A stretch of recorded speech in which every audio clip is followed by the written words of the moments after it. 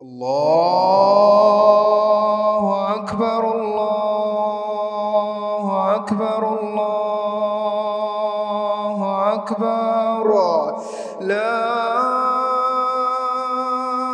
إله إلا الله الله أكبر الله أكبر ولله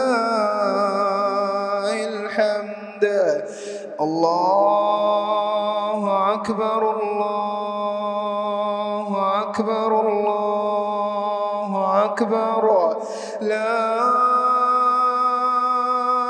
إله إلا الله الله أكبر الله أكبر ولله الحمد. أعوذ بالله من الشيطان الرجيم. بسم الله الرحمن الرحيم. إن الحمد لله نحمده ونستعينه ونستغفره ونعوذ بالله من شرور أنفسنا ومن سيئات أعمالنا.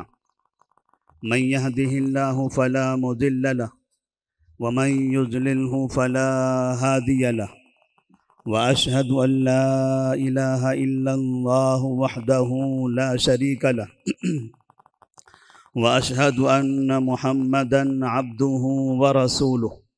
أما بعد فإن خير الحديث كتاب الله وخير الهدي هدي محمد صلى الله عليه وسلم وشر الأمور محدثاتها وكل محدثة بدعة وكل بدعة ضلالة وكل ضلالة في النار.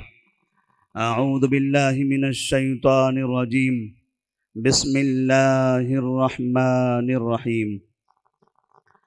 وإذ قال إبراهيم رب اجعل هذا بلدا آمنا وارزق أهله من الثمرات من آمن منهم بالله واليوم الآخر. قال ومن كفر فأمتعه قليلا ثم أجتره إلى عذاب النار وبئس المصير.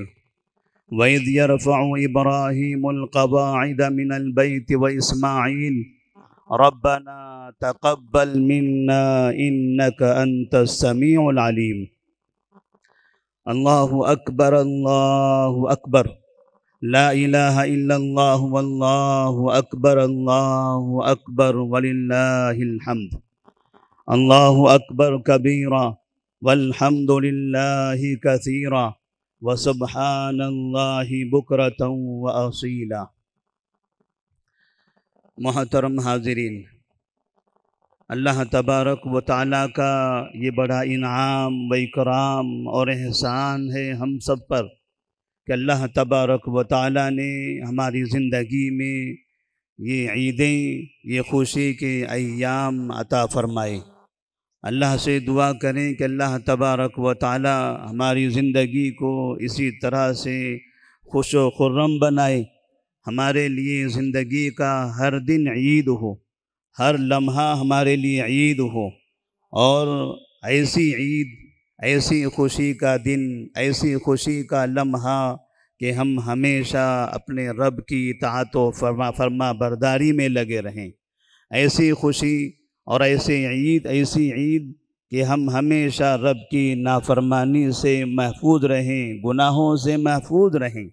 اللہ تبارک و تعالی دنیا کے تمام مسلمانوں کی زندگی میں ایسی عید، ایسی خوشیاں نازل فرمائیں۔ وہ قومیں، وہ جگہیں، وہ علاقے، وہ شہر، وہ ملک جہاں مسلمان پریشانی میں مبتلا ہیں، اللہ تبارک و تعالی ہم تمام کو ایسے وقت میں ان سب کو یاد کرنے اور ان سب کے لیے دعائیں کرنے کی توفیق عطا فرمائے۔ اللہ ان سب کے گھروں کو آباد کرے، ان سب کے بازاروں کو آباد کرے، ان سب کی زندگیوں کو آباد کرے، ان کے زندگی، ان کے علاقے اللہ تبارک و تعالی ان سب کو امن و امان عطا فرمائے۔ یہ عید کا دن خوشی کا دن، نبی کریم صلی اللہ علیہ وسلم فرماتے ہیں من تعرف الی اللہ فی الرخاء یعرفک فی الشدہ، آپ خوشی میں اللہ کو یاد کرو، آپ کی پریشانی میں اللہ آپ کو یاد کرے گا۔ خوشی کے وقت میں اللہ سے دعائیں کرو، خوشی کے وقت میں اپنے اوپر اللہ کی نازل کردہ نعمتوں کا شکر ادا کرو، خوشی کے وقت میں پریشان حال لوگوں کے لیے دعائیں کرو۔ جب آپ پریشان رہو گے رب العالمین آپ کو یاد کرے گا، آپ پر اپنی رحمتیں نازل کرے گا۔ اس لیے ایسی خوشی کے موقع پر ہم دنیا کے تمام مظلوم مسلمانوں کو یاد کرتے ہیں، ان کے لیے دعائیں کرتے ہیں، خصوصاً وہ علاقے جو ہمیشہ جب سے ہم نے آنکھیں کھولی ہیں تب سے انہیں مظلوم اور پریشان حال دیکھا ہے۔ اللہ ان پر اپنی رحمتوں کی برکتوں کی رحمتیں اور بارشیں نازل فرمائے۔ اللہ تبارک و تعالی ان کو آزاد زندگی عطا فرمائے، کتاب و سنت کے مطابق زندگی گزارنے کی توفیق عطا فرمائے۔ اللہ اکبر، اللہ اکبر، لا الہ الا اللہ واللہ اکبر، اللہ اکبر وللہ الحمد۔ یہ عید کا دن جس عید کو عید الاضحیٰ کہا جاتا ہے، قربانی کا دن ہے۔ ہم میں سے بہت سے افراد جنہوں نے قربانی کی تیاریاں کی ہیں، اپنی زندگی کا سرمایہ اللہ کی راہ میں قربان کرنے کے لیے انہوں نے تیاری کی ہے، اللہ ان سب کی مغفرت فرمائے، ان سب کے مال و اولاد میں برکت عطا فرمائے۔ عید الاضحیٰ، یہ عید کا دن، یہ ہم سب کو ابراہیم علیہ السلام کی زندگی کو یاد کرنا سکھاتا ہے۔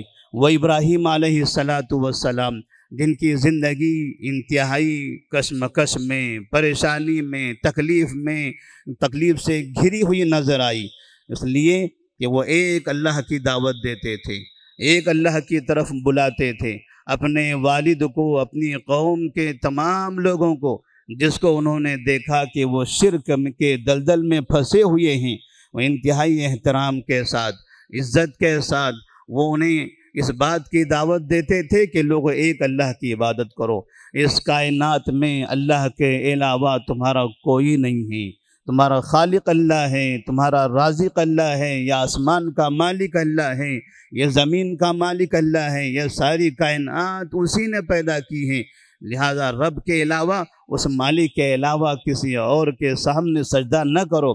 بھلا یہ کیسے ممکن ہے کہ ایک انسان کو جن کو اللہ نے اتنی عقل دے رکھی ہے، اتنی صلاحیت دی ہے، اتنا علم دیا ہے، اور اس ترقی یافتہ زمانے میں علم کی تو جگہ جگہ بھرمار نظر آتی ہے، اور پھر یہ انسان اپنی عقل کی خرابی کا یہ مظاہرہ کرے کہ جب اس سے پوچھا جائے کہ بتاؤ تمہارا مالک کون، تمہارا خدا کون، تمہارا معبود کون، تو کتنی افسوس کی بات ہوتی ہے جب وہ کہتا ہے کہ میرا معبود یہ جانور ہے، میرا معبود یہ پتھر ہے، میرا معبود یہ درخت ہے، مجھے اس نے پیدا کیا، مجھے روزی یہ دیتا ہے، مجھے کسی قبر کی طرف اشارہ کر کہتے ہیں یہ ہمارا رازق اور مالک ہے، یہ ہماری زندگی بنانے والا ہے۔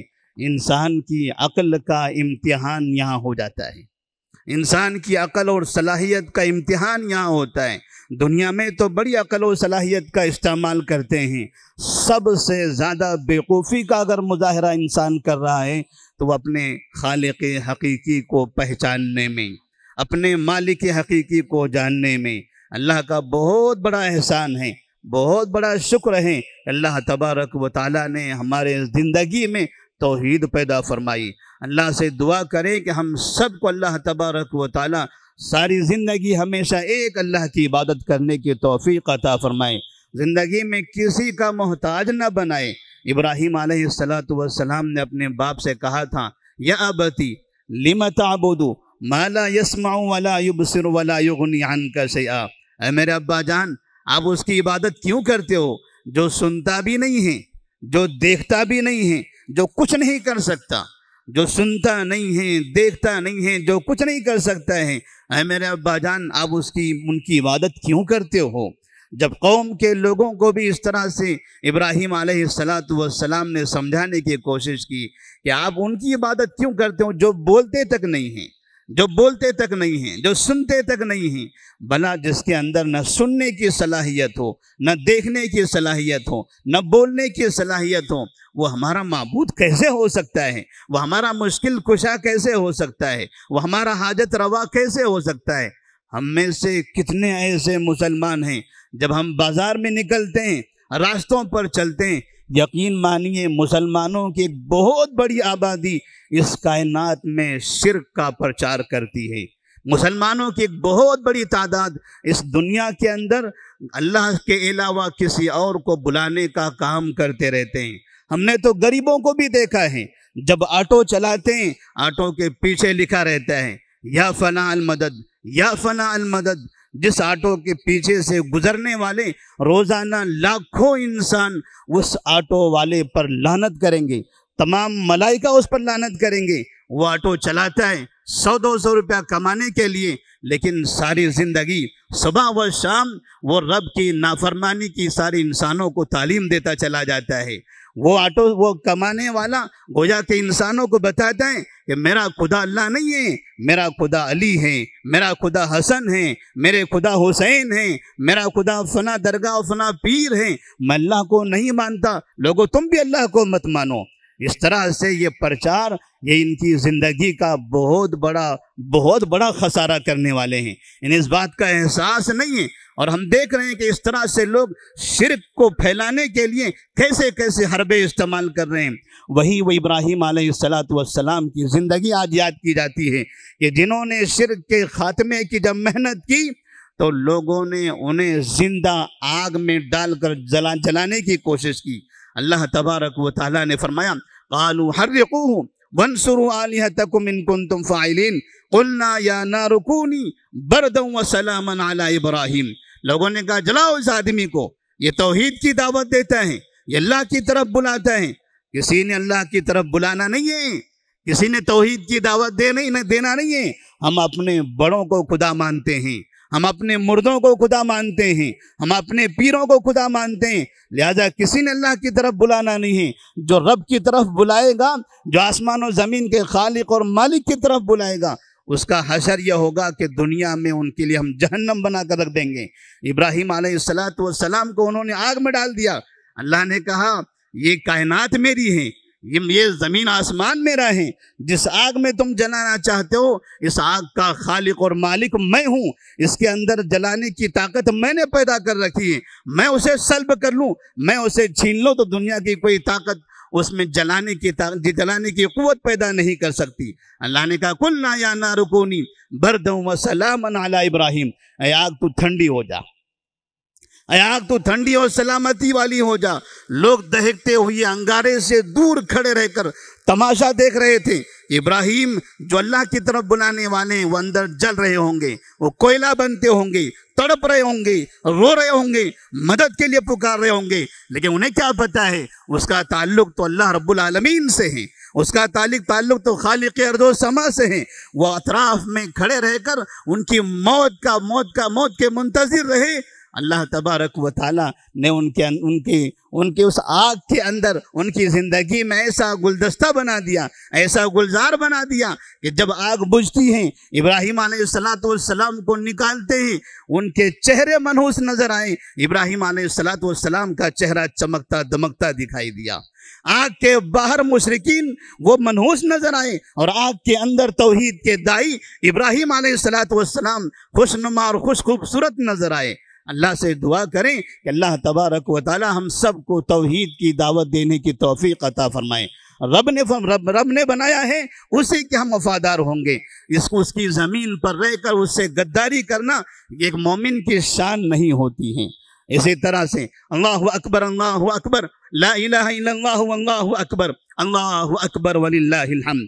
آج ہندوستان میں تقریباً تمام مسلمان عید کا دن منا رہے ہیں، بڑی بڑی عیدگاہوں پر مسلمانوں کا اجتماع ہو رہا ہے، لیکن ایک افسوس کے ساتھ یہ بات بتانے کی ضرورت پیش آ رہی ہے کہ ہم میں سے کچھ ایسے مسلمان ہیں جنہوں نے کل عید منائی ہے، آج پیر کا دن ہے۔ کتنے ایسے مسلمان ہیں جنہوں نے کسی محلے میں، کسی فنکشن ہال میں اور کسی مسجد کے اندر جمع ہو کر اتوار کے دن عید منائی ہے، اور وہ سمجھتے ہیں کہ سعودی عرب میں جو چاند دکھا تھا ہم اسی کے پیروکار ہیں، ہمارے پاس چاند کا کوئی اعتبار نہیں ہے، اور اس طرح سے وہ مسلمانوں کی جماعتوں سے الگ ہو کر اختلاف کر کے بازار میں، میڈیا میں، واٹس ایپ پر، فیس بک پر مسلمانوں پر لعن طعن کر رہے ہیں، علماء کو گالیاں دے رہے ہیں، اور کہتے ہیں ہندوستان کے علماء جاہل ہیں، یہاں کے علماء فتنہ پرور ہیں، اور وہ بولنے والے، وہ کتاب پڑھنے والے، کتاب اور میڈیا کے ذریعے، انٹرنیٹ کے ذریعے علم حاصل کرنے والے لوگ ہیں۔ ہم نے دیکھا ہے اس قوم کو جس قوم نے کبھی صحابہ پر لعن طعن کیا تھا، آج وہ جانوروں کی سی زندگی گزار رہے ہیں۔ ایک دن ایسا آئے گا جو اپنے علماء پر لعن طعن کریں گے، وہ بھی ایسے ہی درندوں کی طرح زندگی گزارتے ہوئے دکھائی دیں گے۔ اپنے علماء پر، اپنے صحابہ پر، اہل علم پر آپ کو بھروسہ کرنا پڑے گا، ان کی عزت کرنی پڑے گی، ان کے وقار کو باقی رکھنا پڑے گا۔ اگر آپ علماء کے وقار کو گرائیں گے تو علم کا وقار گر جائے گا۔ علماء آپ کو علم دیتے ہیں، علماء آپ کو عبادت کا طریقہ سکھاتے ہیں، اگر آپ ان کا وقار نہیں رکھیں گے، ان کی عزت نہیں رکھیں گے، آپ کو علم کہاں سے آئے گا؟ عبادتوں میں وہ چاشنی کیسے پیدا ہوگی؟ اس لیے ہم تمام لوگوں سے درخواست کرتے ہیں کہ عید ایسے وقت میں منائیں جب ہمارے ہندوستان کے تمام مسلمان منا رہے ہوں۔ نبی نے فرمایا تھا صوموا لرؤیتہ وافطروا لرؤیتہ، چاند دیکھو روزہ شروع کرو، اور چاند دیکھو عید مناؤ۔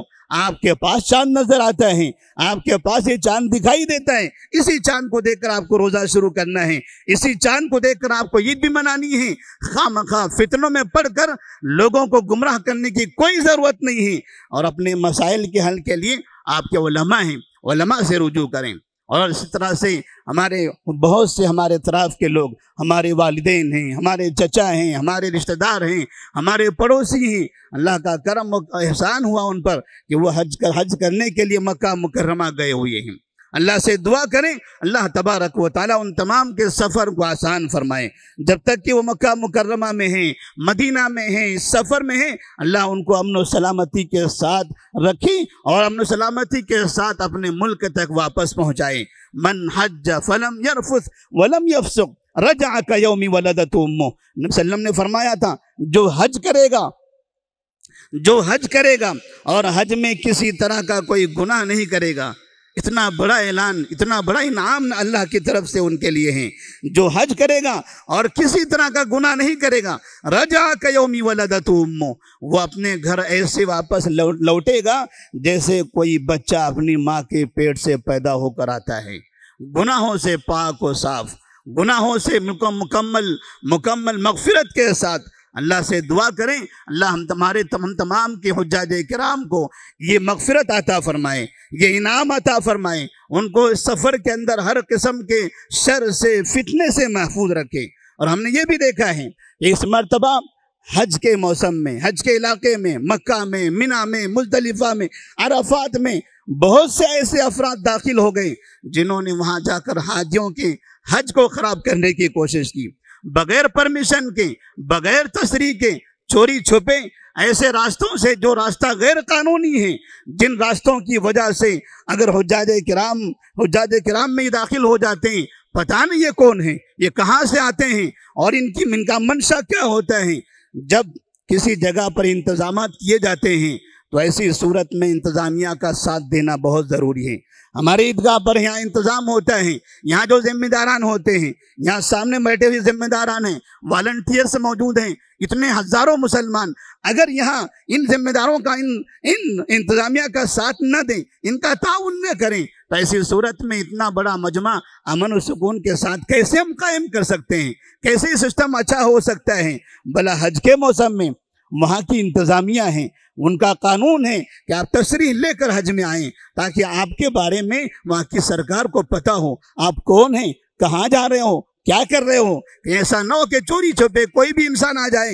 اور جس طرح سے ہم نے کئی سال سے سنا ہوا تھا کہ لوگ وہاں پر آتے ہیں، اجتماعی شکل میں جمع ہوتے ہیں، نعرے لگاتے ہیں، بھگدڑ مچاتے ہیں، حجاج کرام کا قتل کرتے ہیں، حجاج کرام کو نقصان پہنچاتے ہیں، حاجیوں کو نقصان پہنچانے کا یہ سلسلہ ایک زمانے سے چلا رہا تھا۔ اللہ تبارک و تعالیٰ کا بڑا احسان ہے کہ موجودہ حکومت نے ان حجاج کرام کے لیے بہترین انتظام کیا ہوا ہے۔ اللہ ان کی مدد فرمائے، انہیں مزید قوت عطا فرمائے، اور اس ملک کا خاص طور پر حجاج کرام کی خدمت کے لیے انہیں اور زیادہ آگے بڑھنے کی توفیق عطا فرمائے، اور دنیا کے وہ افراد جو اس جگہ کا غلط کام کے لیے استعمال کرنا چاہتے ہیں، وہاں جا کر اپنی جماعتوں کے نعرے، وہاں جا کر اپنی پارٹیوں کے نعرے، وہاں جا کر احتجاج کرنا، مورچے نکالنا اور مظاہرے کرنا، یہ کام کرنے کی جو مینا میں عرفات مزدلفہ میں کوشش کرتے ہیں، اللہ تبارک و تعالیٰ انہیں پکڑ لے۔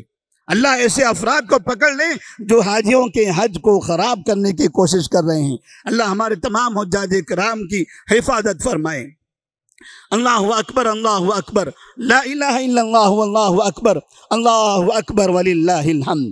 ہمارے اس ملک کے اندر حکومتوں کے ڈھانچے تبدیل ہوتے چلے جا رہے ہیں۔ ہم نے دیکھا اس ریاست میں، اس شہر میں، اس ملک میں اب نئے افراد اپنے اپنے عہدوں پر فائز ہیں۔ اللہ سے دعا کریں یہاں کی جو حکومتیں تبدیل ہوتی ہیں ان کا سیدھا فائدہ اور نقصان ہمارے اوپر ہوتا ہے، اور وہ نقصان ہماری معیشت پر اور ہماری عبادتوں پر، دو چیزوں پر اس کا اثر ہوتا ہے، ہماری تجارت پر اور ہماری عبادتوں پر۔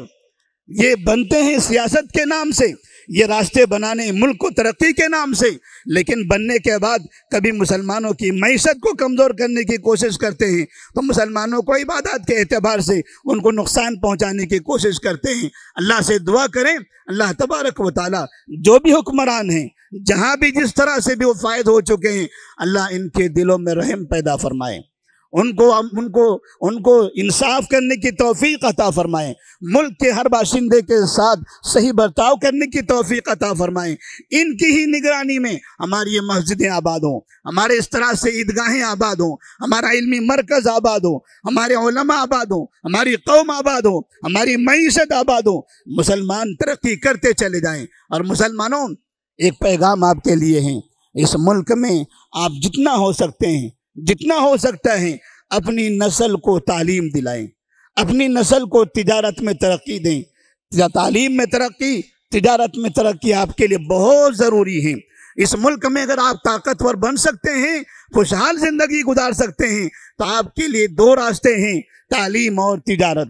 اپنے بچوں کو تعلیم میں آگے بڑھائیں، اتنی تعلیم دیں کہ یہ بچہ اپنے بلبوتے پر، اپنے پیر پر کھڑے رہ کر 10 گھروں کا مالک بن سکے، یہ 10 افراد کو، 10 خاندان کو آباد کر سکے۔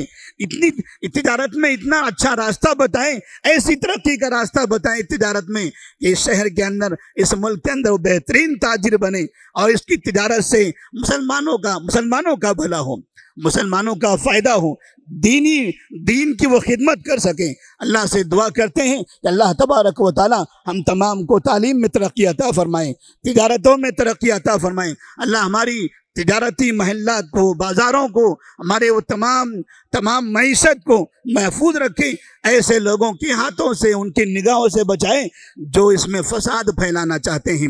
اللہ اکبر، اللہ اکبر، لا الہ الا اللہ واللہ اکبر، اللہ اکبر وللہ الحمد۔ ربنا آتنا فی الدنیا حسنہ وفی الآخرۃ حسنہ وقنا عذاب النار۔ ربنا ظلمنا انفسنا وان لم تغفر لنا وترحمنا لنكونن من الخاسرین۔ ربنا اغفر لنا ذنوبنا واسرافنا فی امرنا وثبت اقدامنا وانصرنا علی القوم الکافرین۔ عباد اللہ رحمنی ورحمکم اللہ، ان اللہ یأمر بالعدل والاحسان وایتاء ذی القربى وینہی عن الفحشاء والمنکر والبغی یعظکم لعلکم تذکرون۔ اے اللہ ہم تمام کے گناہوں کی مغفرت فرما، اے اللہ ہم تمام کے گناہوں کی مغفرت فرما، اے اللہ ہم کو خوشحال زندگی عطا فرما، اے اللہ ہم سب کو تیرا عابد و زاہد بنا دے، اے اللہ تیری ہی عبادت کرنے والا بنا، اے اللہ ہم تمام کو تیرا ہی محتاج بنا، اے اللہ دنیا کی محتاجگی، کسی اور کی محتاجگی سے ہم سب کی حفاظت فرما، اے اللہ ہماری زندگی میں خوشحالی عطا فرما، ہماری روزی میں برکت عطا فرما، اے اللہ ہمارے گھروں میں جو اختلافات ہیں کوئی ان اختلافات کو ختم فرما، بھائی بھائی میں، بہن بہن میں، اولاد میں، ماں باپ میں، دوست احباب میں، پڑوسیوں میں جو مسائل چل رہے ہیں، جو اختلافات ہوتے ہیں، اے اللہ ہم سب کو صبر کرنے کی توفیق عطا فرما، ایک دوسروں کو برداشت کرنے کی توفیق عطا فرما۔ اے اللہ ہماری مساجد کی حفاظت فرما، ہمارے مدارس کی حفاظت فرما، ہمارے علماء کی حفاظت فرما۔ اے اللہ ہمارے دین کی حفاظت فرما، ہمارے عقیدے کی حفاظت فرما۔ اے اللہ ہمارے نفس کی حفاظت فرما۔ اے اللہ فلسطین کے مسلمان جو ساری دنیا کی طرف للچائی ان نگاہوں سے دیکھ رہے ہیں، اے اللہ ان کے گھروں کو تو آباد کر دے۔ اے اللہ تو ان بچوں کو، ان بوڑھوں کو، ان عورتوں کو، ان ماؤں بہنوں کو جو اس دنیا سے رخصت ہو چکے ہیں، جو ظلم کا شکار ہو گئے، اے اللہ تو ان کی مغفرت فرما دے، انہیں جنت میں اعلیٰ مقام عطا فرما دے۔ اے اللہ ان سب کو کتاب و سنت کے مطابق زندگی گزارنے کی توفیق عطا فرما۔ اے اللہ ان کو زندگی دے، توحید والی زندگی دے۔ اس علم کے اس علاقے میں جو شرک کا بازار گرم ہو چکا ہے، اے اللہ ان کو اس شرک کے بازار سے بچا لے، ان کو توحید پر زندگی گزارنے کی توفیق عطا فرما۔ اے اللہ ہم سب کو قبر کے حساب و کتاب میں مدد فرما۔ اے اللہ آخرت کے حساب و کتاب کو آسان فرما۔ ہم میں سے جو لوگ پریشان ہیں، اے اللہ ان کی پریشانیوں کو ختم فرما۔ جو بیمار ہیں اے اللہ تو انہیں شفا یابی عطا فرما۔ اے اللہ ہم میں جو بیمار ہیں ان کو شفا یابی عطا فرما۔ اے اللہ ہم میں سے جو بیمار ہیں ان کی شفا یابی عطا فرما۔ اے اللہ جو مصیبت زدہ ہیں ان کی مصیبتوں کو ختم فرما۔ اے اللہ ہماری زندگی میں ترقی عطا فرما۔ اے اللہ ہماری زندگی میں ترقی عطا فرما۔ ہماری اولاد کو اسلامی تربیت کرنے کی توفیق عطا فرما۔ ہمارے والدین کی خدمت کرنے، ان کی اطاعت و فرما برداری کرنے کی توفیق عطا فرما۔ اولاد کو ماں باپ کا فرما بردار بنا دے۔ اے اللہ ماں باپ کو اولاد کے لیے بہترین رہبر بنا دے۔ سبحان ربک رب العزت عما یصفون وسلام علی المرسلین والحمد للہ رب العالمین۔ والسلام علیکم ورحمۃ اللہ وبرکاتہ۔